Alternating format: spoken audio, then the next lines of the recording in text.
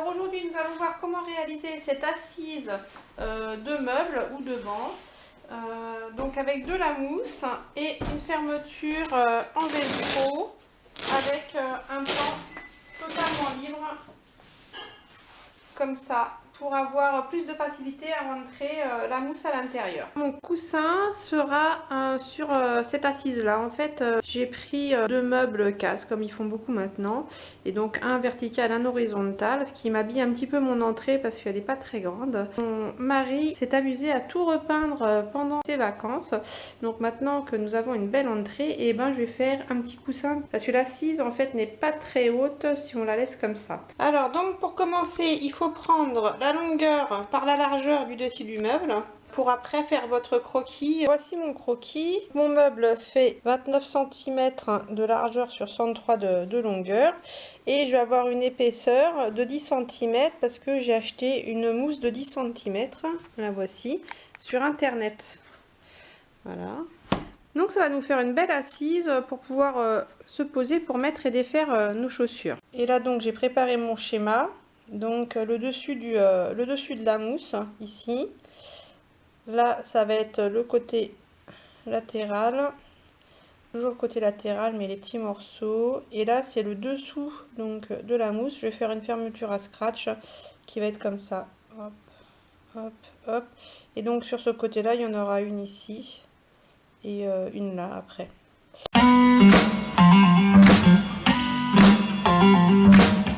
Donc une fois que vous avez pris vos mesures, que vous avez fait votre croquis, coupez le tissu, les bandes de tissu correctement.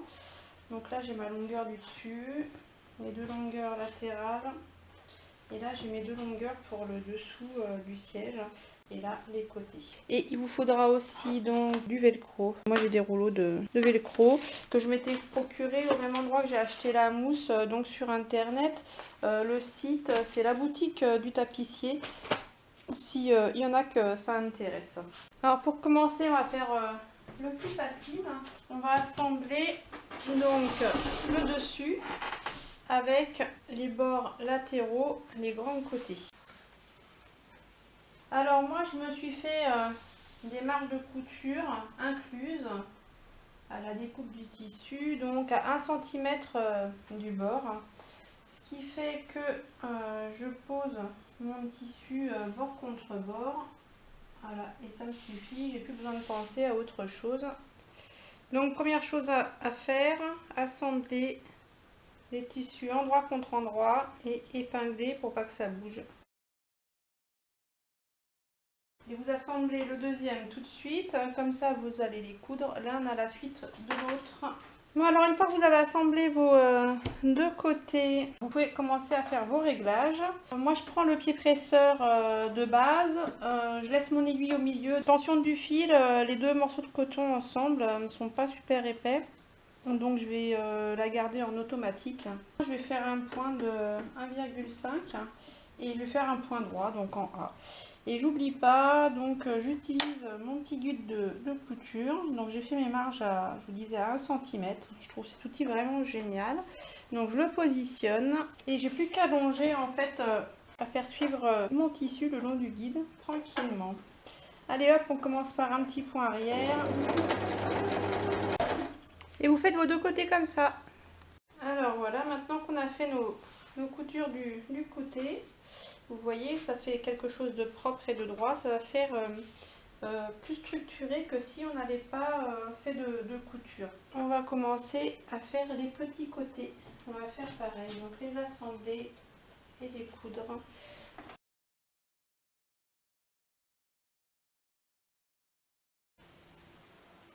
Donc là, pour commencer à coudre les côtés, il faut vraiment être très très précis. Donc moi, avec mon ongle, j'appuie dans la couture qui est déjà faite pour tracer le pli. Et je mets un petit coup de feutre lavable pour commencer au bon endroit. Je vais faire pareil de l'autre côté pour m'arrêter au bon endroit aussi. Parce que sinon mes angles ne vont pas être jolis. Alors maintenant que vous avez posé également les petits côtés, on a déjà un petit aspect sympa. On va s'occuper du dessous du siège. On va voir comment et où poser les scratchs. Dans les deux longueurs de tissu que vous avez préparées pour le dessous de l'assise, il y en a une qui est plus large que l'autre de 2 cm. C'est les centimètres que vous avez rajoutés pour le scratch. On va laisser environ 4 cm de chaque côté. C'est pareil avec l'autre morceau. Donc le morceau de tissu le moins large, je vais mettre le scratch qui reçoit le velcro doux sur l'endroit du tissu. Et le velcro dur, il va aller sur la partie donc qui est plus large parce qu'on a rajouté les 2 cm de la largeur du scratch. Il va aller en dessous, comme ça, de ce côté-là pour venir donc se rabattre après, comme ça, sur l'autre partie. Pour cette partie de tissu qui est la plus large, il va falloir préparer des petits ourlets à 1 cm du bord pour que ça fasse quand même une jolie finition, quelque chose de propre. On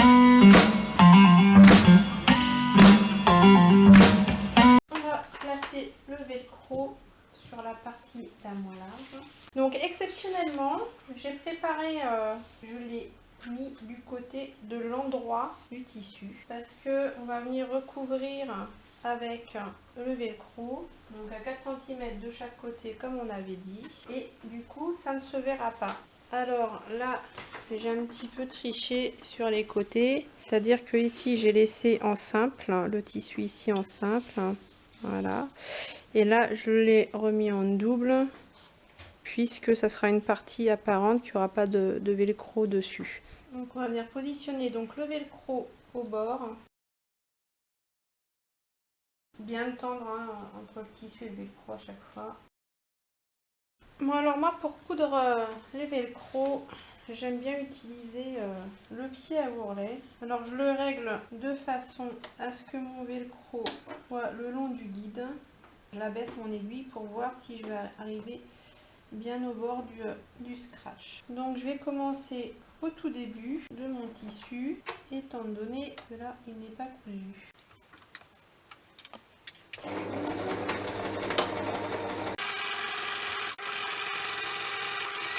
Donc voilà, ça donne ça. Donc je vais faire l'autre côté évidemment. Mais avec le pied à ourlet, vous obtenez vraiment des très jolies choses. Et là, je l'ai cousu aussi jusqu'au bout, pour qu'il y ait quand même quelque chose. Et donc votre ourlet, là, il sera caché en dessous le velcro. Et on verra rien. Et voilà, donc voilà un velcro de posé. Et maintenant, on va s'attaquer à l'autre. Alors donc, pour le plus large, on va prendre le tissu sur l'envers. Donc l'envers face à nous. Donc voilà, une fois que vous avez marqué vos ourlets comme tout à l'heure, vous venez poser vos scratchs dessus. On avait dit à 4 cm de... On est posé aussi sur le côté de chaque côté ici. Alors voilà, tout est terminé. Voilà ce que ça donne. Alors les petits coins, hop, donc sur l'envers du tissu. Je les ai rabattus en triangle, ça fait plus joli. J'ai mis ce scratch là donc à 2 cm du haut. Et pareil, donc de l'autre côté à 2 cm. Hop, comme ça. J'ai tout fait d'un seul trait au niveau de la couture.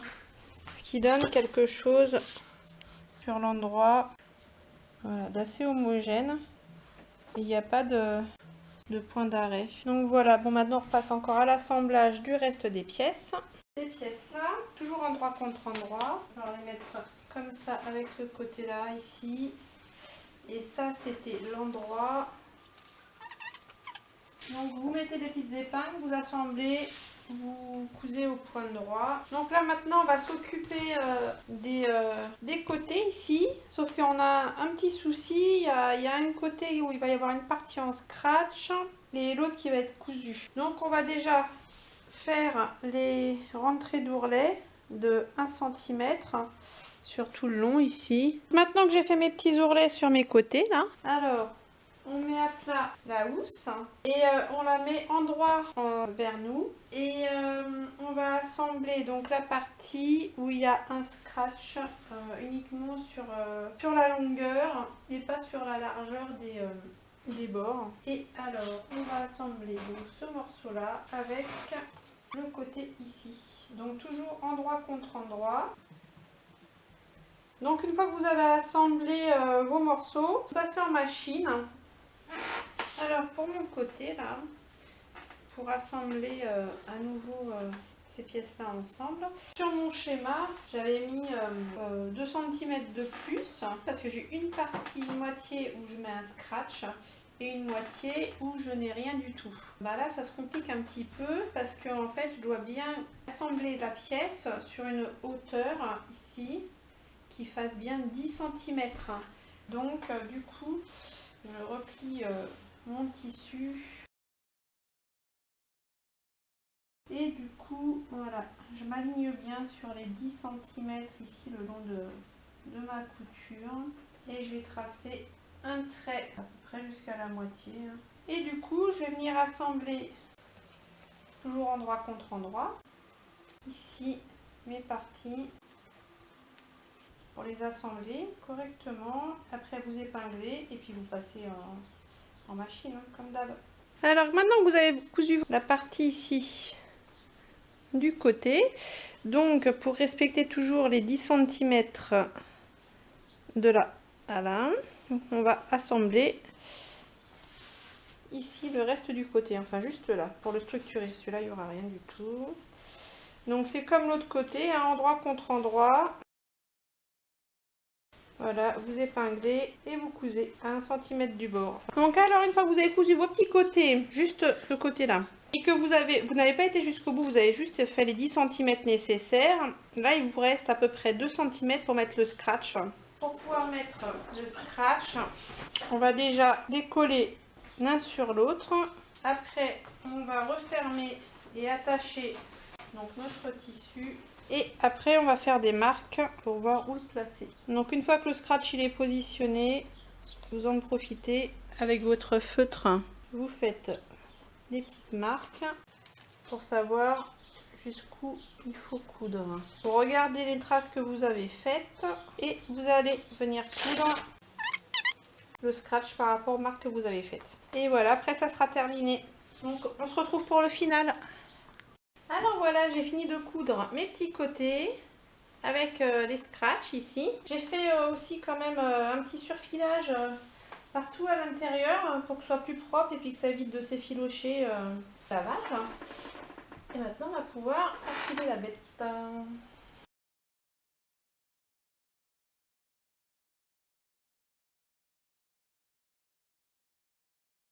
C'est terminé, il n'y a plus qu'à aller l'installer. Alors comme vous pouvez le voir, moi j'ai rajouté 2 scratchs sur mon assise de meuble. J'en ai mis aussi 2 sur le coussin qui viennent absolument pas l'ouverture. Et hop, je mets en place. Et voilà, une belle assise pour mon entrée. Et voilà, c'est fini pour aujourd'hui. Bon, j'espère que ça vous a plu, que vous réaliserez la même chose grâce à ce tuto.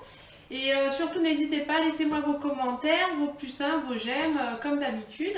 Et peut-être même plus que d'habitude, ça serait bien. Et bah, dites-moi si dans mes tutos, il y a trop de détails ou s'ils sont trop longs, si je peux améliorer tout ça pour vous faire plaisir. Bon, bah écoutez, je vous souhaite à tous une très bonne journée. Je vous dis à bientôt et éclatez-vous avec vos machines. Ciao!